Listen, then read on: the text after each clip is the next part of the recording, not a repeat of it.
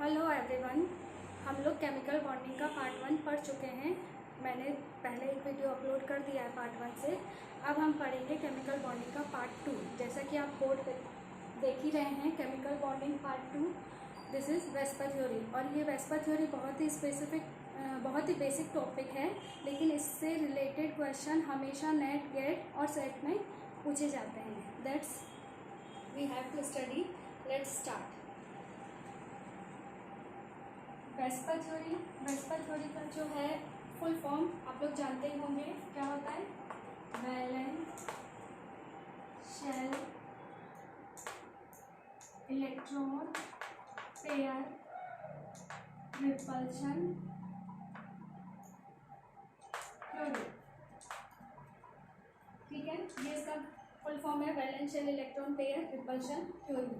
इसमें कुछ स्टेटमेंट हैं, हम बारी बारी से वो स्टेटमेंट पढ़ेंगे। ठीक है, हमको डिटेल में नहीं पढ़ना है, स्टेटमेंट को हम एग्जाम्पल डिटेल में डिस्कस करेंगे। और इससे रिलेटेड मैं कुछ पीडीएफ अपने नेट गेट के सॉल्व क्वेश्चन का पीडीएफ जो है आपको डिस्क्रिप्शन बॉक्स में अपलोड कर दूंगी, तो वहाँ से जाके आप लोग सॉल्व कर सकते हैं। ठीक है, इसमें सबसे पहला जो स्टेटमेंट आता है वेस्पर थ्योरी का, उसमें है if central atom having only bond pair no lone pair then geometry will be regular. मतलब अबाउट सपोज कोई भी मॉलिक्यूल है, सबसे बेसिक एग्जांपल हम लोग नॉर्मली क्या लेते हैं, 11th-12th में भी हम लोग पढ़ते हैं, जैसे कि CH4 है ना। CH4 में क्या होता है, सारे बॉन्डेड पेयर है। बॉन्डेड पेयर मतलब CH4 का स्ट्रक्चर इस तरीके का होता है। ठीक है, तो इसमें सारे कैसे हैं, बॉन्डेड पेयर है, क्योंकि हमको पता है कार्बन के वैलेंस शेल में कितने होते हैं, 4 इलेक्ट्रॉन होते हैं, और चारों इलेक्ट्रॉन जो है वो ऑक्यूपाइड है किसके साथ, बॉन्ड फॉर्मेशन में हाइड्रोजन के, 4 हाइड्रोजन के साथ 4 जो है इलेक्ट्रॉन कार्बन के बॉन्ड फॉर्म कर रहे हैं, कोवेलेंट बॉन्डिंग कर रहे हैं, सिग्मा बॉन्ड बना रहे हैं, तो सारे ऑक्यूपाई है। मतलब कार्बन के पास एक भी लोन पेयर नहीं है या अनपेयर्ड इलेक्ट्रॉन भी नहीं है, तो इसकी ज्योमेट्री क्या होगी, रेगुलर ज्योमेट्री होगी। और रेगुलर ज्योमेट्री का मतलब हाइब्रिडाइजेशन से हम लोग जो ज्योमेट्री निकालते हैं वही उसका ज्योमेट्री या शेप होगा। तो CH4 का हमको पता है हाइब्रिडाइजेशन क्या होता है, sp3। बहुत ही बेसिक चीज़ है, 11th-12th से हम लोग पढ़ते आ रहे हैं। sp3 हाइब्रिडाइजेशन होता है, स्ट्रक्चर कैसा होता है, टेट्राहेड्रल। तो इसका रेगुलर ज्योमेट्री क्या होगा, टेट्राहेड्रल। नेक्स्ट क्वेश्चन क्या है, if central atom has both lone pair and bond pair. अगर सेंट्रल एटम में, अगर किसी भी कोवेलेंट मॉलिक्यूल में अगर सेंट्रल एटम में बॉन्ड पेयर और लोन पेयर दोनों प्रेजेंट होंगे, then there will be distortion in the geometry. मतलब उसका जो ज्योमेट्री होगा उसमें किसी न किसी तरह का डिस्टॉर्शन होगा।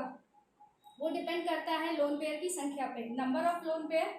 अब ये क्यों होता है, क्योंकि नॉर्मली क्या होता है, लोन पेयर जब एक दूसरे के नज़दीक में होते हैं तो उनमें क्या होता है, रिपल्शन क्रिएट होता है, क्योंकि वो नॉन बॉन्डेड रहते हैं। नॉन बॉन्डेड होने की वजह से क्या होता है, वो फ्री रहते हैं, तो फ्री होगा और फ्री होंगे तो उनमें रिपल्शन ज़्यादा होगा। तो ये जो ऑर्डर होता है रिपल्शन का, वो लोन पेयर में सबसे ज़्यादा, ये सिंपल ऑर्डर हम लोग हमेशा पढ़ते आ रहे हैं, लोन पेयर में सबसे ज़्यादा, फिर लोन पेयर बॉन्ड पेयर, फिर बॉन्ड पेयर में सबसे लीस्ट रिपल्शन होता है। तो उसके अकॉर्डिंग ज्योमेट्री में क्या होगा, डिस्टॉर्शन होगा।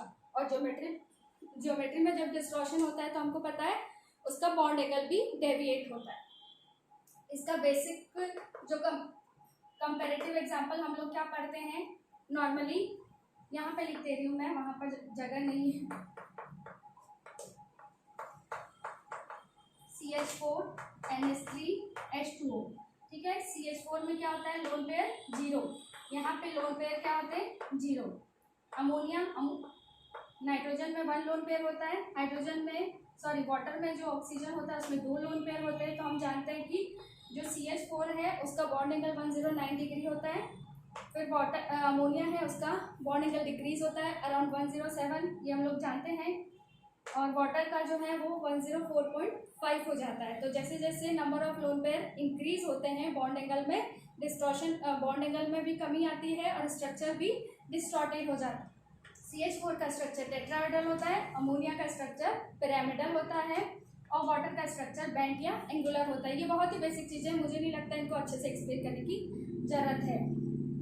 फिर नेक्स्ट जो पोस्टुलेट है इसका, या नेक्स्ट स्टेटमेंट जो है वेस्पर थ्योरी का, डील्स विद बॉन्ड एंगल वो भी कैसा, कंपैरेटिव बॉन्ड एंगल। मतलब हमको नॉर्मली जब हमको एग्जाम्पल मिलते हैं या जब हम सॉल्व क्वेश्चन देखते हैं, क्वेश्चन पेपर नेट और गेट के, तो उसमें हमको कंपैरेटिव क्वेश्चन पूछा जाता है कि 2 या 3-4 मॉलिक्यूल दे दिया जाता है और उनका जो है हमको क्या पूछा जाता है, लो बॉन्ड पेयर, उसका बॉन्ड एंगल पूछा जाता है। तो वो डिपेंड करता है इलेक्ट्रोनेगेटिविटी पे।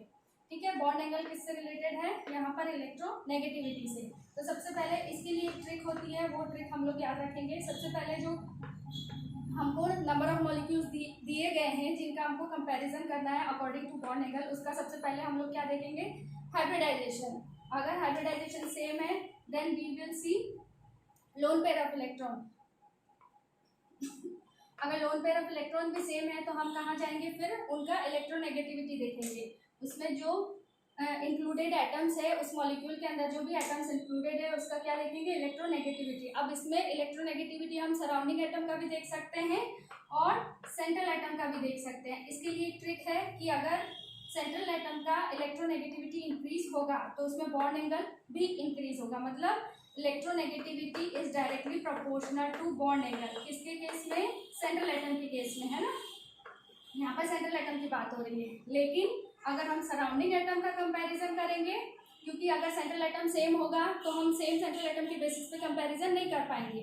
तो उस केस में हम कहाँ पर जाएंगे, सराउंडिंग एटम को देखेंगे। सराउंडिंग एटम की इलेक्ट्रोनेगेटिविटी अगर इंक्रीज हो रही है तो बॉन्ड एंगल क्या होगा, डिक्रीज होगा। तो इसके केस में electronegativity is inversely proportional to bond angle. ये हो जाएगा हमारा सराउंडिंग के केस में। इसका एग्जांपल हम आगे स्टडी करेंगे, है ना। नॉर्मली क्या होता है, सेंट्रल एटम जैसे कि हम देखते हैं PH3, है ना। 2 एग्जांपल अगर हम कंपैरेटिव लेंगे, PH3 और NH3। तो PH3 में सेंट्रल एटम देखेंगे, यहाँ पर फॉस्फोरस है, यहाँ पर नाइट्रोजन है। सेंट्रल एटम का क्या आइडेंटिफिकेशन होता है, नॉर्मली सेंट्रल एटम जो होता है वो साइज में बड़ा होता है, ठीक है, और लेस इन नंबर होता है। तो नॉर्मल कैरेक्टरिस्टिक है, हमेशा अप्लाई नहीं होते, लेकिन मेजर केसेस में यही होता है कि सेंट्रल एटम साइज में बड़ा होता है और उसका जो है साइज में बड़ा होता है और उसका लेस इन नंबर, संख्या कम होता है, ठीक है। अब यहाँ पर अगर हमको कंपैरिजन करना है PH3 और NH3 के बॉन्ड एंगल का, तो हम क्या देखेंगे, फॉस्फोरस की इलेक्ट्रोनेगेटिविटी अराउंड 2.1 होती है, जबकि नाइट्रोजन की इससे ज़्यादा होती है। तो नाइट्रोजन की इलेक्ट्रोनेगेटिविटी जो होती है वो फॉस्फोरस से ज़्यादा होगी। इस कारण क्या होगा, जो बॉन्डेड इलेक्ट्रॉन पेयर है वो किसकी तरफ रहेगा, यहाँ पर थोड़ा ऊपर से रख करके मैं अच्छे से एक्सप्लेन कर देती हूँ NH3 और PH3 को।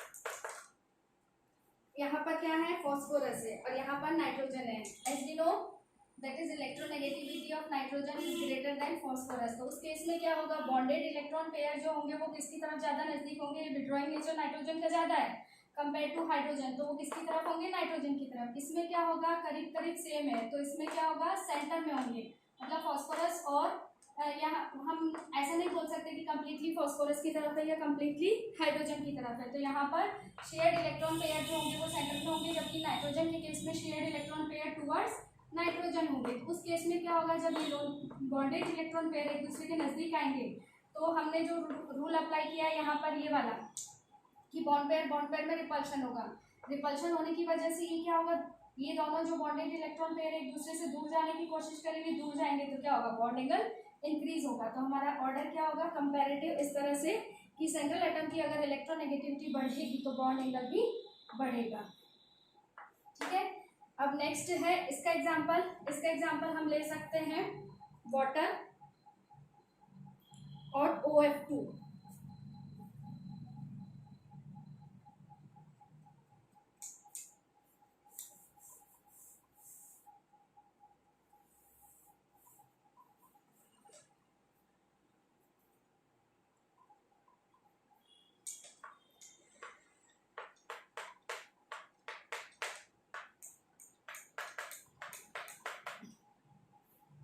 ये है, this is the structure of water and OF2। इस केस में क्या होगा, अब यहाँ पर सेंट्रल एटम तो दोनों में ऑक्सीजन है, तो सेंट्रल एटम से हम कंपैरेटिव स्टडी नहीं कर सकते बॉन्ड एंगल की, then we will go to surrounding atom. Surrounding atom यहाँ पर फ्लोरीन है और वाटर के केस में सराउंडिंग एटम हाइड्रोजन है। As we know that electronegativity of fluorine is greater than hydrogen. तो इलेक्ट्रोनेगेटिविटी जब फ्लोरीन की ज़्यादा होगी देन बॉन्डेड इलेक्ट्रॉन पेयर किसकी टुवर्ड्स शिफ्ट हो जाएंगे, फ्लोरीन के टुवर्ड्स शिफ्ट हो जाएंगे। देन क्या होगा, सेंट्रल एटम से दूर हो जाएंगे तो उतना रिपल्शन नहीं होगा। लेकिन यहाँ पर के केस में क्या होगा, ये इसकी तरफ होंगे तो उस केस में क्या होगा, यहाँ पर बॉन्ड एंगल कम होगा जबकि यहाँ बॉन्ड एंगल ज़्यादा होगा। वही लॉजिक यहाँ पर लग रहा है और वही लॉजिक यहाँ पर लग रहा है।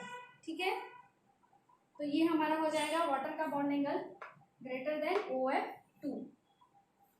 ठीक है, इसका स्क्रीनशॉट लेना चाहे तो आप ले सकते हैं। ये थे 3 पोस्टुलेट। इसमें एक जो थर्ड पोस्टुलेट हमने पढ़ा है जिसमें इलेक्ट्रोनेगेटिविटी से हम देख रहे हैं, उसमें हम देखेंगे, एक नोट पॉइंट बना के लिखेंगे।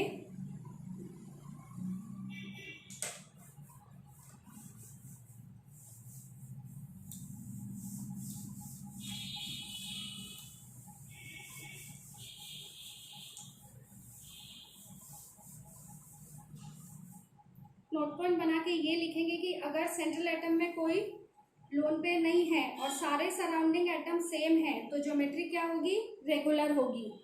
मीन्स सेंट्रल एटम सेम है, सराउंडिंग सेंट्रल एटम में लोन पेयर नहीं है और सराउंडिंग एटम सेम है। फॉर एग्जांपल जैसे नोट पॉइंट बना के आप हेडिंग डालेंगे और लिखेंगे, इसी पोस्टुलेट के अंदर एक नोट पॉइंट बना के लिखेंगे। एक ऑर्डर है BF3, फिर है BCl3, फिर BBr3, देन BI3। इसी तरह से एक और ऑर्डर है बॉन्ड एंगल का CH4, CCl4, CBr4,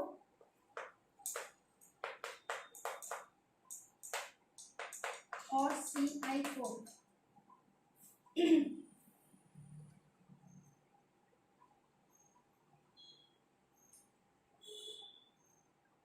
इसमें क्या है, इसमें हम बेसिक फैक्टर क्या है, हमारा लोन पेयर है ना। बोरोन क्या होता है, बोरोन के वैलेंस शेल में कितने होते हैं, 3 इलेक्ट्रॉन होते हैं और 3 इलेक्ट्रॉन उसने किससे बॉन्ड फॉर्मेशन में इंक्लूड कर लिए, फ्लोरीन, 3 फ्लोरीन। क्योंकि फ्लोरीन जो होता है वो कौन सा होता है, 7 ग्रुप का होता है और उसको अपने ऑक्टेट कंप्लीट करने के लिए कितना है, 1 इलेक्ट्रॉन रिक्वायर्ड होता है। तो एक फ्लोरीन को 1 इलेक्ट्रॉन रिक्वायर्ड होगा तो 3 फ्लोरीन 3 इलेक्ट्रॉन शेयर करके 3 कोवैलेंट बॉन्ड बना लेंगे। इसी तरह से ये सारे जो है वो फ्लोरीन के ग्रुप के, हेलोजन के ग्रुप के ही हैं, तो सभी को क्या है, 3 इलेक्ट्रॉन रिक्वायर्ड होंगे। ठीक है, तो इसमें क्या होगा कि सेंट्रल एटम पे एक भी इलेक्ट्रॉन पेयर नहीं होगा, मतलब सारे जो है वो bonded pair, all bonded pair. इसमें बोरोन और बोरोन जैसे जितने भी मॉलिक्यूल है उनमें सब में क्या है, सारे बॉन्डेड पेयर है और सराउंडिंग एटम भी सेम है। सराउंडिंग एटम जैसे इसमें तीनों फ्लोरीन है, इसमें तीनों BCl3 है, इसमें तीनों Br3 है। तो उस केस में क्या होगा, ज्योमेट्री विल बी रेगुलर।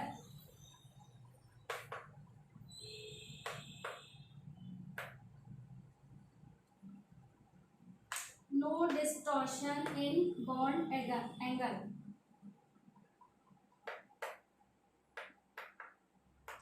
किस केस में, जब सेंट्रल एटम पे कोई लोन पेयर नहीं होगा, सारे सराउंडिंग एटम सेम होंगे, तो इलेक्ट्रोनेगेटिविटी का, अगर हम इलेक्ट्रोनेगेटिविटी देखें तो क्या होगा, फ्लोरीन का सबसे ज़्यादा, फिर फ्लोरीन का, फिर ब्रोमीन का, फिर आयोडीन का। इस तरह से देखेंगे तो कुछ ना कुछ इफेक्ट आएगा इलेक्ट्रोनेगेटिविटी का। लेकिन सेंट्रल एटम पे हमारा एक भी लोन पेयर नहीं है तो उस केस में हमारा जो है इस रूल का वियोलेशन होगा और ये एक नोट पॉइंट बना के लिखेंगे एज ए एक्सेप्शनल ऑर्डर। इसी तरह से CH4 में भी है, कार्बन में क्या होता है, वैलेंस शेल में 4 इलेक्ट्रॉन होते हैं, चारों ऑक्यूपाइड है। चारों के केस में इलेक्ट्रोनेगेटिविटी देखें तो इसमें भी डिफरेंस आएगा, फ्लोरीन की सबसे ज़्यादा होती है, फिर ब्रोमीन की, फिर आयोडीन की।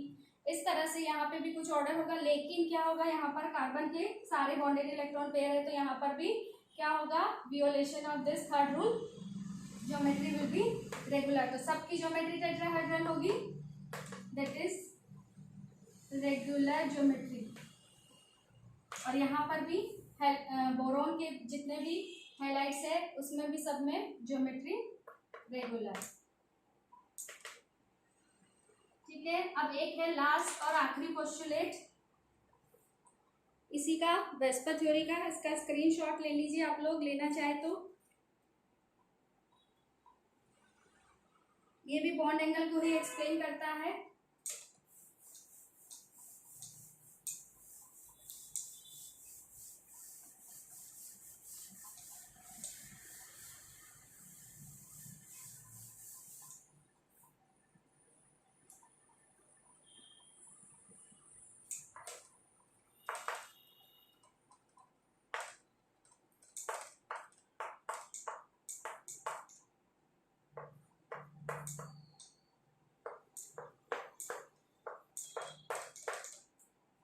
जैसे ये एक हमारा मॉलिक्यूल है, इसमें हम लेबलिंग करेंगे। जैसे ये θ1 है, ये θ2 है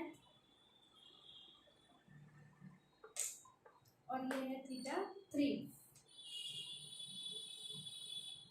अब इसमें क्या होगा, इसमें पहले स्टेटमेंट हम लिखेंगे कि double bond occupy more volume so more repulsion than single bond. इसमें पहले लिख लेंगे हम लोग डबल बॉन्ड ऑक्यूपाई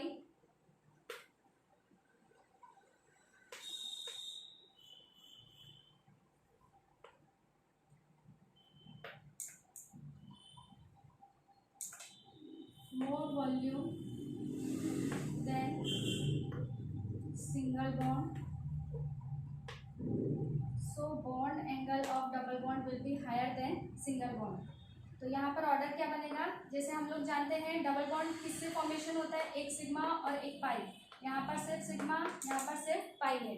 तो इस केस में क्या होगा, सिग्मा बॉन्ड तो हम लोग जानते हैं किस तरह से है, जैसे ये इंटरन्यूक्लियर एक्सिस है, ठीक है। ये तो पाई बॉन्ड के फॉर्मेशन के लिए। अगर ये हम माने इंटरन्यूक्लियर एक्सिस, जेड एक्सिस को अगर हम कंसिडर करें इंटरन्यूक्लियर एक्सिस, तो दो ऑर्बिटल अगर हमारे पास है, ठीक है, ये पी एक्स पी जेड है, ये भी पी जेड है, दोनों पी जेड है, ये भी पी जेड ऑर्बिटल, ये भी P Z orbital along the axis overlap करेंगे, तो यहाँ क्या बनेगा, सिग्मा बॉन्ड।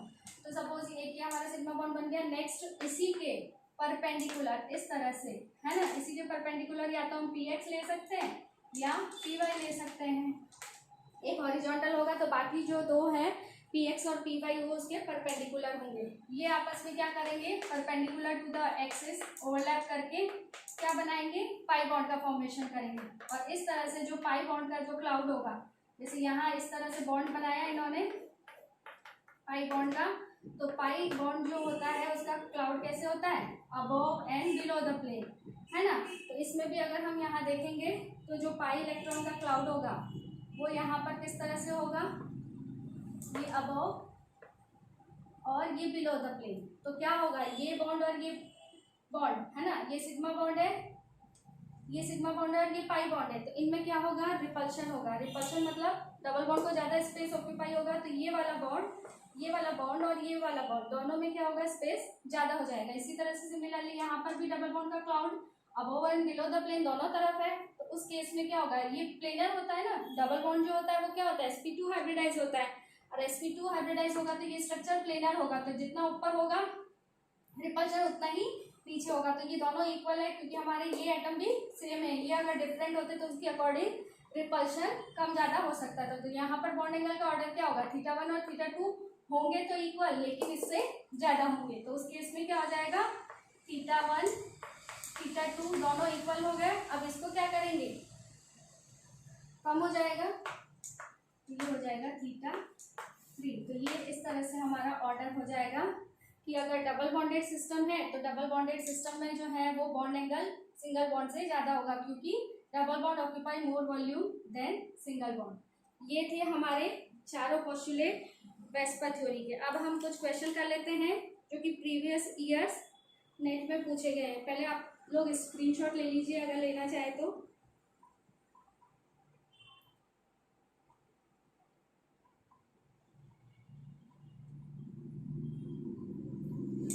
नेक्स्ट हम एक क्वेश्चन करेंगे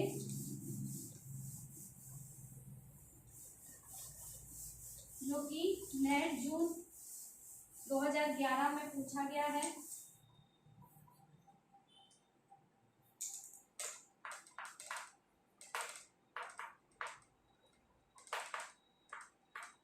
मैं पूरा क्वेश्चन नहीं लिख रही हूँ, शॉर्ट में बता दे रही हूँ ताकि हमको कॉन्सेप्ट समझ आ जाएगा।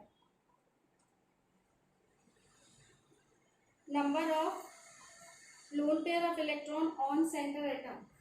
Find out number of lone pair of electron on central atom.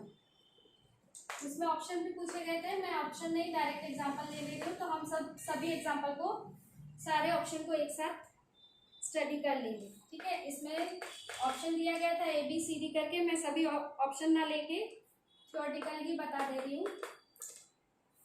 BF4 minus xenon tetrafluoride ICl4 minus.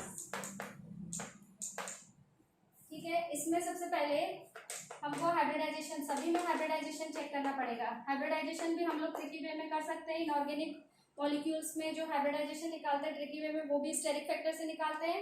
सबसे पहले स्टेरिक नंबर निकालेंगे। स्टेरिक नंबर क्या होता है? स्टेरिक नंबर का फॉर्मूला अगर आप नहीं जानते हैं तो बहुत अच्छी बात है, नहीं जानते तो एक बार देख लेंगे। Steric number is equal to होगा सेंट्रल एटम के केस में number of valence electron in central atom, है ना, सेंट्रल एटम की बात हो रही है, plus number of monovalent atom plus number of monovalent ही कंसिडर कर रहे हैं। अगर डाइवैलेंट ट्राइवैलेंट है तो उसको हम इस फॉर्मूला में स्टेरिक नंबर निकालने में कंसिडर नहीं करेंगे। Plus minus charge. Plus minus charge का मतलब क्या है? अगर माइनस चार्ज है तो उसमें हम उतना ही चार्ज ऐड करेंगे, मतलब एडिशन। ठीक है, नॉर्मली हम ऐसे ही कंसिडर करते हैं ना, माइनस चार्ज होता है, जैसे यहाँ पर माइनस चार्ज है तो हम 1 इलेक्ट्रॉन ऐड करेंगे, प्लस चार्ज होगा तो हम 1 इलेक्ट्रॉन लेस करेंगे, तो यहाँ हो जाएगा सब्ट्रैक्शन। ठीक है, अब डिवाइडेड बाय 2, ये हमारा फॉर्मूला है स्टेरिक नंबर निकालने का। जब स्टेरिक नंबर निकलेगा तो उससे हम क्या निकालेंगे फिर? हाइब्रिडाइजेशन। हाइब्रिडाइजेशन भी किस तरीके से? जैसे स्टेरिक नंबर 2 से चालू होगा, सिंगल स्टेरिक नंबर में हाइब्रिडाइजेशन नहीं होगा क्योंकि सिंगल तो वो एटम हो जाएगा, मॉलिक्यूल नहीं फॉर्म करेगा। अगर स्टेरिक नंबर हमारा है 2 तो ज्योमेट्री क्या होगी? लीनियर। स्टेरिक नंबर 3 है, ये सिर्फ कोवैलेंट मॉलिक्यूल के केस में कंसिडर कर रहे हैं। ठीक है, ट्राइगोनल प्लेनर। अगर ट्रांजिशन मेटल कॉम्प्लेक्सेस है तो उसमें कुछ और होगा, कोऑर्डिनेशन नंबर के अलावा स्ट्रक्चर भी बहुत सारे वैरायटी होते हैं। 4 है तो 4 में क्या होगा? अगर स्टेरिक नंबर 4 आएगा तो टेट्राहेड्रल। स्टेरिक नंबर अगर 5 आएगा तो स्ट्रक्चर होगा ट्राइगोनल बाइपिरामिडल। अच्छा, हाइब्रिडाइजेशन में लिखना भूल गई। अगर 2 होगा तो हाइब्रिडाइजेशन होगा sp। ठीक है, ट्राइगोनल प्लेनर होगा तो हाइब्रिडाइजेशन होगा sp2। टेट्राहेड्रल होगा तो हाइब्रिडाइजेशन होगा sp3। ट्राइगोनल बाइपिरामिडल के केस में हाइब्रिडाइजेशन होगा sp3d। इस तरह से 6 होगा तो ऑक्टाहेड्रल, मोस्टली 6 तक पढ़ते हैं, उसमें 7th में होगा sp3d2। 6th में जो है हाइब्रिडाइजेशन होगा sp3d2। और एक और देख लेते हैं, 7 होगा स्टेरिक नंबर तो sp3d3, इसको बोलेंगे पेंटागोनल बाइपिरामिडल। ठीक है, इस तरह से निकालेंगे। अब आप लोग इस फॉर्मूले का स्क्रीनशॉट ले लीजिए, फिर हम डिटेल में चारों एग्जाम्पल को कंसिडर करते हैं।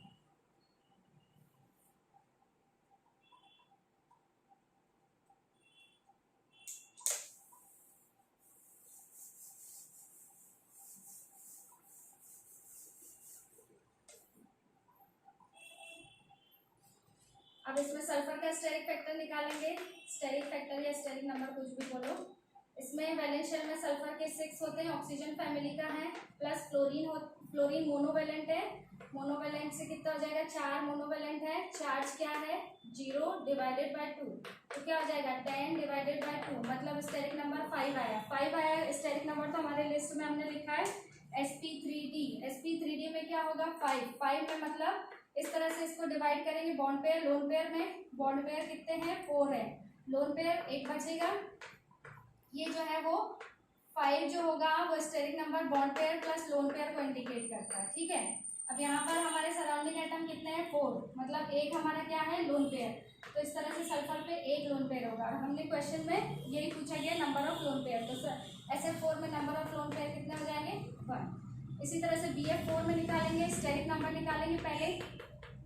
बोरॉन के वैलेंशियल में कितने होते हैं, बोरॉन फैमिली मतलब 3, फ्लोरीन है, फ्लोरीन मोनोवैलेंट है 4, चार्ज माइनस है तो उतना ही ऐड कर देंगे डिवाइडेड बाय 2, तो कितना हो जाएगा 8 डिवाइडेड बाय 2, मतलब हमारा स्टेरिक नंबर आया 4। 4 में sp3 हाइब्रिडाइजेशन होता है, ठीक है, स्ट्रक्चर टेट्राहेड्रल होता है, वो हमको नहीं देखना है। Number of loan pair of electron यहाँ से देखना है। सराउंडिंग एटम कितने हैं 4 है, सराउंडिंग एटम 4 हो जाएंगे तो नंबर ऑफ बॉन्डेड पेयर 4 हो जाएंगे। लोन पेयर क्या है, सराउंडिंग एटम है ही नहीं तो लोन पेयर 0 हो जाएगा, तो ये हमारा लोन पेयर इसमें क्या हो जाएगा 0। तो BF4 में हमने कितना निकाला 0। नेक्स्ट है जिनॉन में निकालेंगे। जिनॉन में क्या होता है 8 होता है, नोबल गैस है, नोबल गैस में क्या होता है 8 इलेक्ट्रॉन होता है, वैलेंशियल कंप्लीटली फील्ड होता है, तो यहाँ स्टेरिक नंबर 8 हो जाएगा। मोनोवैलेंट एटम कितने हैं 4 है डिवाइडेड बाई 2, तो 12 डिवाइडेड बाई 2 कितने हो जाएंगे 6 हमारे बॉन्डेड प्लस लोन पेयर है ना, bond pair plus lone pair.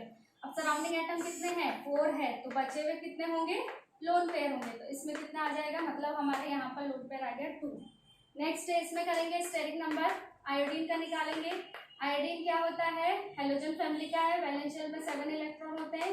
Chlorine भी हेलोजन फैमिली का, लेकिन यहाँ 1 इलेक्ट्रॉन रिक्वायर्ड होता है, मतलब 4 हो जाएंगे। Number of monovalent atom plus 1 charge हो जाएगा डिवाइडेड बाय 2, क्या हो जाएगा 6 हो जाएगा इसका स्टेरिक नंबर। अब इसको डिवाइड करेंगे, बॉन्ड पेयर और लोन पेयर में सराउंडिंग एटम कितने हैं 4 है, तो 2 बचे हुए हमारे क्या हो जाएंगे लोन पेयर, तो इस पे हमको कितने मिलेंगे लोन पेयर 2। तो ये आपका क्वेश्चन था, ये नेट में आया हुआ है जून 2011 में, ठीक है। तो इसमें number of loan pair of electron निकालने थे हमको सेंट्रल एटम के ऊपर। SF4 में 1 आएगा, BF4 में 0, HCl4 जिनॉन टेट्राफ्लोराइड है, इसमें 2 आएगा, ICl4 माइनस में भी 2 आएगा। इसका स्क्रीनशॉट ले लीजिए। एक और क्वेश्चन करते हैं।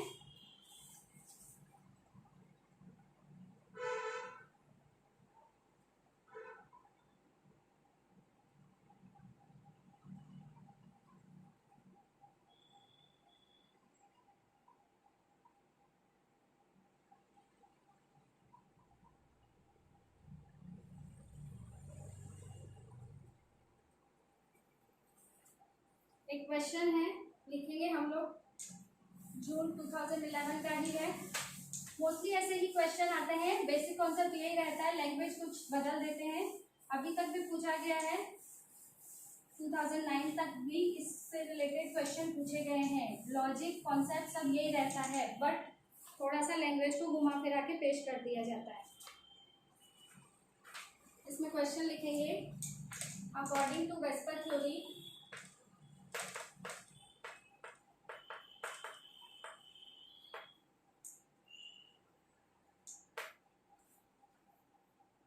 molecule or ion having ideal tetrahedral shape, ठीक है। मैं ऑप्शन नहीं है, डायरेक्ट जो है एग्जांपल दिए गए हैं उसी को हम लेते हैं। उसमें से ऑप्शन लिखना चाहे तो लिख लीजिए आप, वैसे मैं सभी को हमको डिटेल में डिस्कस करना है। आइडियल टेट्राहेड्रल है तो हमको क्या देखना है, पहले हाइब्रिडाइजेशन निकालेंगे, फिर हम वेस्पर थ्योरी से उसका लोन पेयर बॉन्ड पेयर निकालेंगे।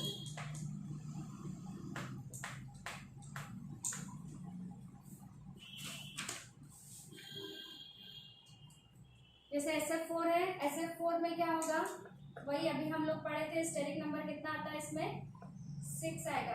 सॉरी, वापस से चेक कर लेते हैं एक बार। नंबर ऑफ वैलेंस इलेक्ट्रॉन 6 है प्लस 4 है डिवाइडेड बाय 2 है, मतलब स्टेरिक नंबर 5 है। 5 में 4 प्लस 1 है, मतलब एक लोन पेयर है। एक लोन पेयर होगा तो हमने पढ़ा है वेस्पर थ्योरी का सेकेंड स्टेटमेंट की, जब लोन पेयर होता है देयर विल बी डिस्टॉर्शन, मतलब यहाँ पर हाइब्रिडाइजेशन हमारा बनेगा sp3d, लेकिन इसका स्ट्रक्चर होगा सीसॉ,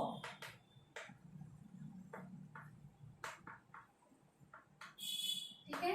तो इसमें तो हो गया हमारा डिस्टॉर्शन। हमको क्या देखना है, आइडियल टेट्राहेड्रल। आइडियल टेट्राहेड्रल अब सल्फर में देखेंगे, स्टेरिक नंबर निकालेंगे, 6 होता है वैलेंस शेल में, मोनोवैलेंट एटम यहाँ पर क्या है 0, चार्ज कितना है 2 ऐड करेंगे डिवाइडेड बाय 2, तो 8 डिवाइडेड बाय 2 मतलब हमारा हो जाएगा 4 सराउंडिंग एटम है, 4 जब होता है तो sp3 है, और नंबर ऑफ बॉन्डेड पेयर कितने 4 हो जाएंगे, नंबर ऑफ स्टेरिक नंबर में जितने नंबर ऑफ सराउंडिंग एटम होते हैं वो उतने बॉन्ड पेयर होते हैं, बचे हुए लोन पेयर मतलब 0 लोन पेयर हो जाएगा, मतलब ये क्या होगा आइडियल टेट्राहेड्रल, और सारे सराउंडिंग एटम सेम है, कोई भी डिफरेंट नहीं, तो आइडियल टेट्राहेड्रल मतलब हमारा एग्जांपल ये हो गया, हमारा आंसर ये हो गया।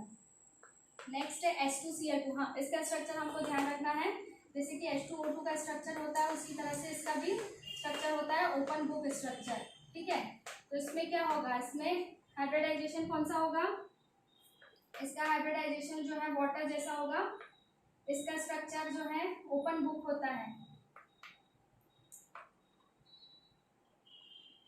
और इसमें भी क्या है लोन पेयर है, लोन पेयर हमने पढ़ा है, लोन पेयर होगा तो डिस्टॉर्शन होगा, तो ये भी कैसा हो जाएगा डिस्टॉर्टेड, क्योंकि लोन पेयर होगा, इन दोनों में क्या होगा, दोनों एक दूसरे से ऑपोजिट मूव करेंगे, जैसे वाटर में होता है बेंड स्ट्रक्चर होगा, बॉन्ड एंगल इंक्रीज होगा, तो ये डिस्टॉर्टेड स्ट्रक्चर होगा, ठीक है। फिर यहाँ पर SO2Cl2 है, SO2 में स्टेरिक नंबर निकालेंगे, यहाँ पर क्या होगा 6 होगा, मोनोवैलेंट एटम, ऑक्सीजन डाइवैलेंट है इसको कंसीडर नहीं करेंगे, 2 डिवाइडेड बाय 2 चार्ज नहीं है, तो 8 डिवाइडेड बाय 2 4 हो जाएगा, ठीक है, 4 होगा मतलब sp3 हाइब्रिडाइज होगा, sp3 हाइब्रिडाइज में स्ट्रक्चर कैसा बनेगा, जैसे अगर हमने यहाँ पर ऑक्सीजन फिर Cl फिर Cl, ये भी आइडियल है लेकिन इसमें डिस्टॉर्शन है, क्योंकि 2 एटम क्या है ऑक्सीजन है और 2 एटम क्या है क्लोरीन है, मतलब दो चारों जो है वो सेम नहीं है। जब मैंने आपको एक नोट पॉइंट में लिखाया था कि सराउंडिंग एटम जो है वो सेम होने चाहिए, तभी हम उसमें सोच सकते हैं डिस्टॉर्शन के बारे में, तो यहाँ सराउंडिंग एटम जो है वो सेम नहीं है, तो ये भी डिस्टॉर्टेड है, लोन पेयर की वजह से ये डिस्टॉर्टेड है, ठीक है, इसमें कोई डिस्टॉर्शन नहीं है, इसमें भी डिस्टॉर्शन है, तो ये था हमारा क्वेश्चन नंबर 2, ठीक है। स्क्रीनशॉट लेना चाहे तो ले लीजिए आप लोग इसका भी।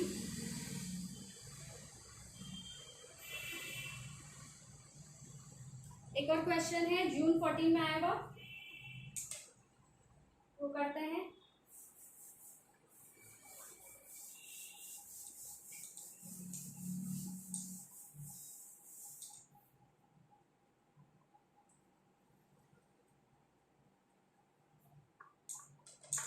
उसमें पूछा गया है आइसोस्ट्रक्चरल एंड नॉन लीनियर, मैं कंप्लीट क्वेश्चन नहीं लिख रही हूँ, नॉन लीनियर एंड आइसोस्ट्रक्चरल दोनों इकट्ठा पूछा गया है, एक ही क्वेश्चन में दोनों कॉन्सेप्ट पूछे गए हैं। नॉन लीनियर है मतलब लीनियर नहीं होगा, लीनियर के अलावा कुछ भी हो सकता है, ठीक है। इसमें एग्जांपल दिए हुए हैं SCl2 I3 माइनस, नेक्स्ट है I3 प्लस और ClF2 minus, I3 plus ClF2 minus, ये I3 प्लस जो है और I3 माइनस ऐसे क्वेश्चन पहले भी पूछे जा चुके हैं, तो हम पहले निकालेंगे क्या स्टेरिक नंबर, उसके बेसिस पे बॉन्ड पेयर लोन पेयर निकालेंगे, फिर हम देखेंगे लोन पेयर है तो रिपल्शन होगा और स्ट्रक्चर में डिस्टॉर्शन होगा, ठीक है, वो सब कंसिडर करेंगे। पहले इसका निकालेंगे स्टेरिक नंबर 6 है, वैलेंस शेल में 2 मोनोवैलेंट है, चार्ज 0 है, डिवाइडेड बाय 2 हो जाएगा, 8 डिवाइडेड बाय 2 मतलब 4 हो जाएगा, सराउंडिंग एटम कितने हैं 2 है तो उतने ही बॉन्डेड पेयर हो जाएंगे, प्लस 2 लोन पेयर, तो इसमें कितने हो जाएंगे 2 लोन पेयर हो जाएंगे, और 2 लोन पेयर होंगे। फिर इसका स्ट्रक्चर देखेंगे कि अगर 4 होता है स्टेरिक नंबर तो sp3 है, लेकिन क्या है sp3 में 2 लोन पेयर है, 2 बॉन्ड पेयर है, 2 लोन पेयर है, तो इसका स्ट्रक्चर किस तरह से होगा, बॉटम के जैसा जो होता है एंगुलर या बेंड जिसको बोलते हैं, तो इसका स्ट्रक्चर कैसा हो गया नॉन लीनियर, मतलब नॉन लीनियर में हमारा एक ऑप्शन तो इंक्लूड हो गया, मोर देन वन वाला क्वेश्चन है ये। नेक्स्ट है आयोडीन, इसको हम ऐसे भी लिख सकते हैं सिंप्लीफाई करने के लिए, इसको हम ऐसे लिख सकते हैं सिंप्लीफाई करने के लिए। अब यहाँ पर हमारा सेंट्रल एटम ये हो गया, इसको क्या कर वैलेंस शेल में 7 इलेक्ट्रॉन होता है +1 और सराउंडिंग एटम कितने हैं 2, तो हो जाएगा 10 डिवाइडेड बाई 2, मतलब 5 है, 5 में नंबर ऑफ सराउंडिंग एटम 2 है, मतलब बॉन्डेड पेयर 2 हो जाएंगे। 3 हमारा लोन पेयर हो जाएगा। जब 3 लोन पेयर होता है और जब स्टेरिक नंबर 5 होता है तो हमारा हाइब्रिडाइजेशन क्या होगा, sp3d, और ट्राइगोनल प्लेनर स्ट्रक्चर होता है इस तरह से, ठीक है। ये 2 एक्सियल बॉन्ड होते हैं और 3 इक्वेटोरियल बॉन्ड होते हैं।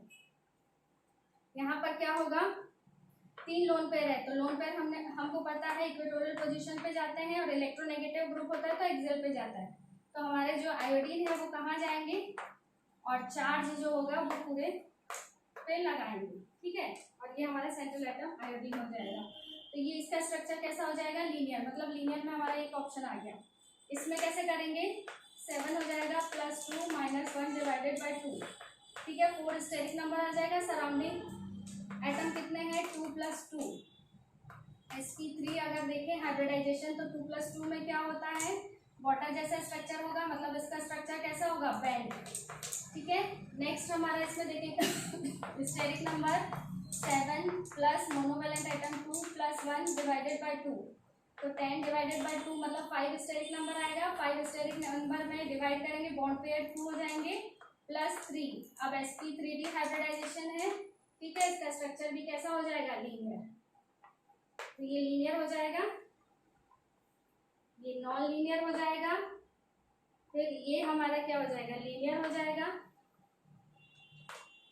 ये हमारा क्या हो जाएगा, बेंट हो जाएगा, ठीक है। तो इस तरह से आप आइडेंटिफाई कर लेंगे कौन सा नॉन लीनियर होगा। एक तो SCl2 नॉन लीनियर होगा, I2- ये लीनियर होगा, I3+ ये बेंट होगा, और ये D वाला जो होगा वो लीनियर होगा, ठीक है। तो आपको वीडियो कैसा लगा, प्लीज़ कमेंट बॉक्स में कमेंट कीजिएगा। If need there any suggestion then please suggest. Thank you.